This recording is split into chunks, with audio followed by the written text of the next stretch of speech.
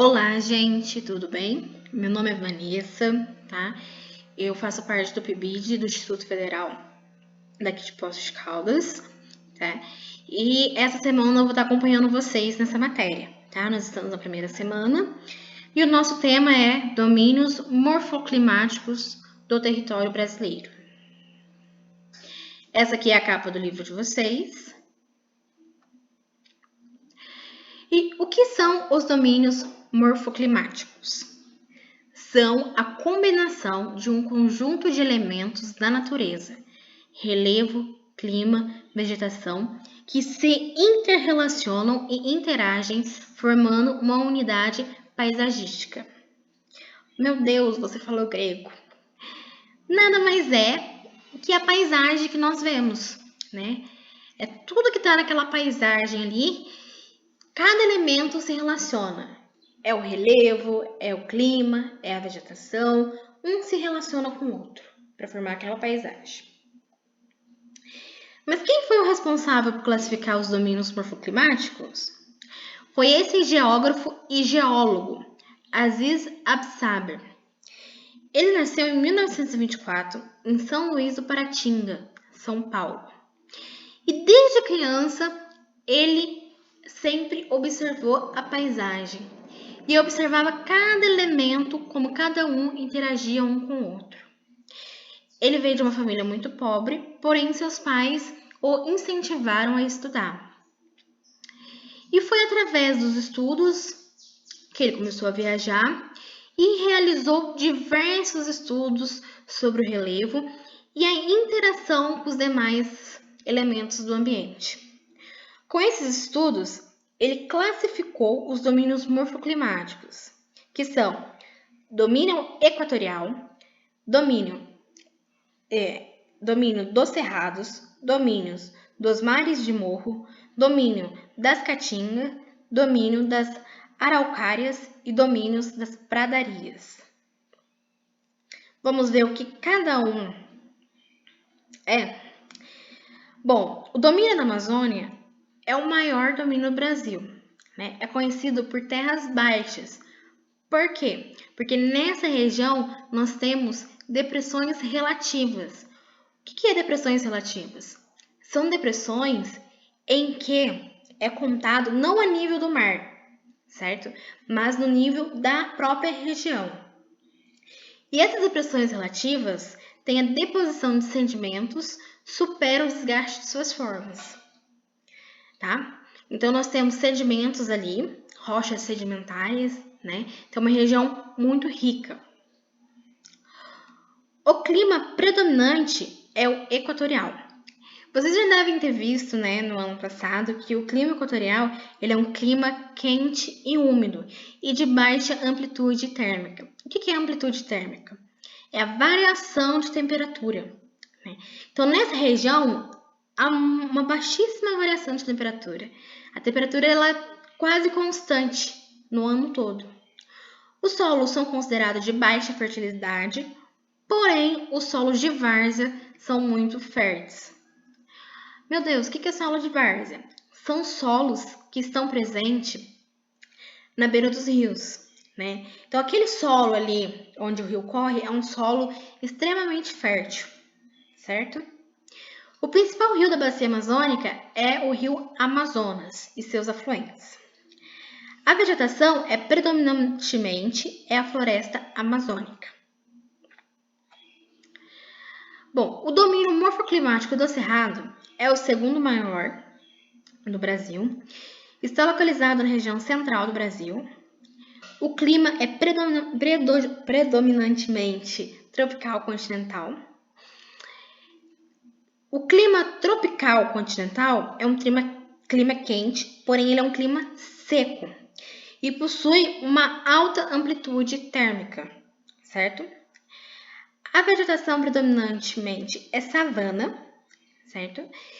A savana ela é composta por árvores de médio a pequeno porte, com galhos retorcidos, certo? O solo dessa região ele é um solo ácido, certo? Porém, as agroindústrias, né, elas utilizam de elementos químicos para poder tornar esse solo mais básico, certo? É muito utilizado para a pastagem e para a agricultura devido à grande extensão. Então, é uma região muito grande, certo? E é uma região que geralmente eles utilizam para pastos. Então, eles pegam, tacam fogo aí, sabe? Desmata para poder fazer pasto ou para poder plantar. Geralmente, plantinho de soja, plantinho de milho, certo? O domínio morfoclimático de marés de morros. Está presente na região costeira do Brasil, especialmente nas regiões Nordeste e Sudeste do Brasil. O relevo é de elevações bem antiga e possui um formato arredondado e é mais baixo que o das montanhas. Esse relevo ele tem uma característica bem interessante. Por ele ter esse formato arredondado, quando nós olhamos na paisagem, o relevo imita as ondas do mar, certo? O clima predominante é o tropical marítimo ou litorâneo, nas planícies litorâneas, ou seja, perto do mar. É esse clima que tem uma amplitude térmica também baixa, certo? E ele é um clima mais úmido. O tropical de altitude é em regiões mais elevadas. É um clima que é presente aqui em Poços de Caldas, certo? Porque ele é um clima que é influenciado pela altitude, né? Porque quanto maior a altitude, menor é a temperatura, certo? E a vegetação é a nossa Mata Atlântica, que está quase extinta. O domínio das caatingas é localizado principalmente no interior da região Nordeste, certo? O clima na Caatinga é o semiárido, que é aquele clima quente, seco, né? E o solo costuma ser pedregoso e ralo. O relevo, ele é um relevo baixo, sendo dominados por depressões, mas na borda tem planaltos. É nessa região que nós temos o famoso Planalto da Borborema, né? Que esse planalto ele é muito importante para manter o clima da Caatinga seco. Por quê? Porque ele se torna uma barreira física que não deixa que a umidade entre para dentro do continente, né? Então fica tudo retidinho ali. É por isso que essa região tem poucas chuvas. A vegetação da Caatinga é composta por plantas espinhosas e outras plantas adaptadas a baixas umidades. Essas plantas que são adaptadas a essa região, geralmente são plantas com raízes longas que elas conseguem penetrar no solo, né, de forma profunda e buscar a umidade dos lençóis freáticos, tá? Mas essa região é uma região muito rica, é uma região que tem diversas espécies de animais, diversas espécies de plantas, né? E é uma região também que sofre com desmatamento, que sofre com queimadas, né? Para fazer pasto, Então é uma região bem complicada também, né? Como sempre, a interferência do homem destruindo nossos biomas. Domínio morfoclimático das araucárias. Está localizado principalmente no sul do país.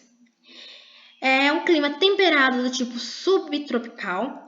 Por que é subtropical? Porque não está na parte tropical, certo? É um clima mais frio, mais ameno, certo? A vegetação é chamada de mata de araucárias, que são essas árvores que vocês estão vendo, né? Que é o famoso peão, que acho que vocês já devem ter visto. Neste domínio, o relevo é típico, é o planalto. Então, há bastante planaltos nessa região. E o tipo de solo que tem nessa região, ele é de alta fertilidade. É chamado de terra roxa. Mas a terra é roxa? Não. A terra ela é vermelha. E por que tem esse nome de terra roxa? Né? É porque na época da imigração dos italianos, né? Eles viram a terra e começaram a chamar a terra roxa, né? Que em italiano vermelho é roxa, né? Por isso que tem esse nome de terra roxa. Mas a terra ela é uma terra vermelha, né? Bem vermelha mesmo assim. Domínio das padrarias. Está localizado no extremo sul do país, certo? Seu nome está ligado aos prados, que são campos de plantas herbáceas, que são ervas, e gramíneas, com sua vegetação rasteira e muito utilizada para pastagem de animais. Então, é uma região que é muito utilizada para pasto, né, para criar gado. O relevo é um relevo de menor altitude, né, como nas planícies, e o clima predominantemente é o subtropical, que é o clima mais ameno. Agora nós vamos para as nossas atividades, né? Na primeira pergunta, nós temos duas imagens, certo? E vocês vão identificar quais domínios nós temos em cada uma das imagens, tá? Então, observe as figuras. O domínio morfoclimático constitui grandes combinações na associação entre os diversos elementos da paisagem, mas com maior influência no relevo e no clima, gerando certas uniformidades em escala regional. Com base nas ilustrações e nos conhecimentos sobre domínios morfoclimáticos brasileiros, identifique. Letra A. O domínio que está localizado latitudinalmente abaixo do Trópico de Capricórnio, destacando dois dos seus aspectos geográficos, certo? Letra B. O domínio morfoclimático marcado pelas maiores amplitudes térmicas anuais que recobre extensas superfícies planas, citando duas de suas características. Então, vocês vão identificar esses climas e colocar as características de cada um. Número 2. Observe o mapa dos domínios morfoclimáticos brasileiros. Então, aí nós temos, né, a legenda, né, que vocês estão vendo. E no número 1 e no número 2, vocês vão identificar que domínios são esses, certo? Se é a letra A, do domínio semiárido e Mata Atlântica. Letra B, de Caatinga e Maré de Morros. Letra C, do sertão e das paisagens litorâneas. Letra D, do agreste e da mata tropical. Letra E, do polígono das secas e da zona da mata. Então, vocês vão identificar, tá bom? 3. A Mata dos Cocais, o agreste nordestino e o complexo do Pantanal mato-grossense, embora se localizem em pontos não complementares do território brasileiro, faz parte de um mesmo agrupamento morfoclimático e corresponde à área ocupada pelo domínio das pradarias, das marés dos morros, das faixas de transição, dos cerrados ou do domínio amazônico. Então, vocês vão pensar mais um pouquinho nessa questão, tá? 4. Os domínios morfoclimáticos representam a interação e a integração do clima, relevo e vegetação que resultam na formação de uma paisagem passível de ser individualizada. Segundo Aziz Abassab, existem 7 domínios morfoclimáticos no Brasil, em função de sua extensa área com grande luminosidade e disponibilidade hídrica. Em relação a essa temática, assinale a alternativa que apresenta a característica adequada. Então, vocês vão sinalizar a alternativa que está certa. Então, será que é a letra A? Domínio da Amazônia, mais extenso do país, caracterizado por terras baixas, predomínio do clima tropical, semi-úmido, com temperatura acima de 25 graus, elevado intemperismo químico, é o ecossistema mais rico do planeta. Cerrado, situado no Planalto Central, clima tropical, incêndios naturais, estima-se que seja responsável por 25% da biodiversidade mundial. É um hotspot e um local com expansão da monocultura do café. A Caatinga é situada na depressão sertaneja, é um dos biomas mais seriamente afetados, inserida na área de expansão agropecuária e fruticultura, tem uma vegetação xerófila, com clima árido.